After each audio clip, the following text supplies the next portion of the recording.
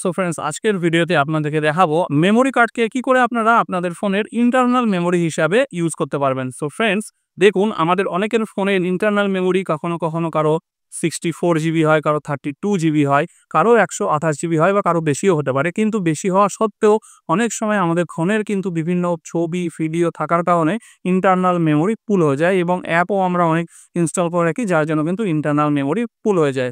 কিন্তু আজকে আপনাদেরকে দেখিয়ে দেবো যে আপনারা মেমোরি কার্ডকেও কিন্তু আপনাদের মোবাইলে লাগাবেন এবং এমন একটা সেটিংস করে নেবেন যাতে আপনাদের মেমোরি কার্ডটাও কিন্তু ইন্টারনাল মেমোরি হিসাবে ইউজ হয়। ঠিক আছে, তো সেটা কি করে করবেন চলুন আজকের ভিডিওতে সেটাই আপনাদেরকে দেখিয়ে দিই। সো ফ্রেন্ডস, চলুন ভিডিও স্টার্ট করি। ভিডিও স্টার্ট করার আগে চ্যানেলে যদি নতুন হয়ে থাকেন চ্যানেলটিকে সাবস্ক্রাইব করে নেবেন, পাশে থাকা বেল আইকনটি প্রেস করে নেবেন এবং ভিডিওটি ভালো লাগলে একটা লাইক করে আপনারা কে কোথা থেকে ভিডিও দেখছেন আপনাদের জায়গার নামটা কমেন্ট বক্সে লিখে দেবেন। তো চলুন মোবাইলের স্ক্রিনে নিয়ে যাই এবং দেখিয়ে দিই কি করে আপনারা সেই কাজটা করবেন। সো ফ্রেন্ডস, আমরা আমাদের মোবাইলের স্ক্রিনে চলে এসেছি।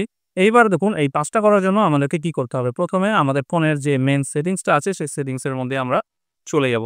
মেন সেটিংসে আসার পরে আপনারা কি করবেন, অ্যাবাউট ফোনের মধ্যে আসবেন। অ্যাবাউট ফোনে আসার পরে এইবার যেহেতু আমার এটা রিয়েলমির ফোন, এখানে কিন্তু আমাকে MIUI ভার্সনের মধ্যে কাজটা করতে হবে। আপনাদের অন্য কোম্পানি যদি ফোন হয় আপনাদের কিন্তু বিল্ড নাম্বার এরকম একটা অপশন আপনারা পাবেন। এই বিল্ড নাম্বারটা সার্চ করে বের করে নিয়ে তার মধ্যে কিন্তু এরকমভাবে টাচ করে কাজটা করতে হবে।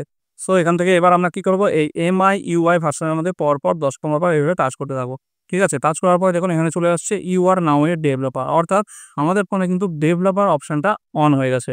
আমাদেরকে ডেভেলপার অপশনটা অন করতে হতো। তো ডেভেলপার অপশন অন করে নিয়েছি। এবার এখান থেকে ব্যাক করলাম।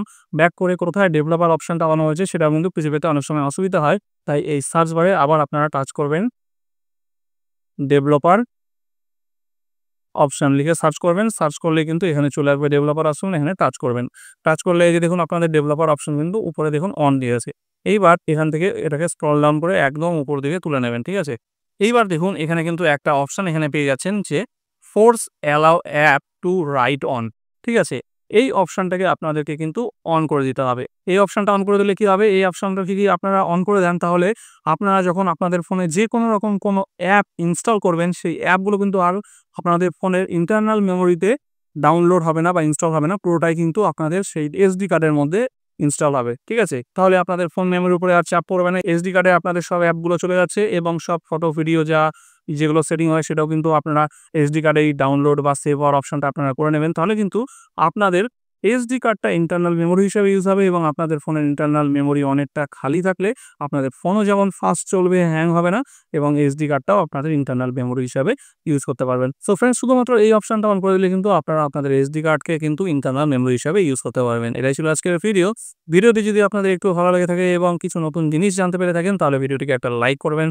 কে কোথা থেকে দেখছেন এবং কে কোন কোম্পানির ফোন ব্যবহার করেন সেটা কমেন্ট বক্সে লিখে দেবেন এবং চ্যানেলটিকে সাবস্ক্রাইব করে পাশে থাকা বেল নোটিফিকেশনটি প্রেস করে নেবেন যাতে এরকম ভিডিও আপনারা ভবিষ্যতে দেখতে পারবেন। ভালো থাকবেন, দেখা হচ্ছে পরের একটা নতুন ভিডিওতে।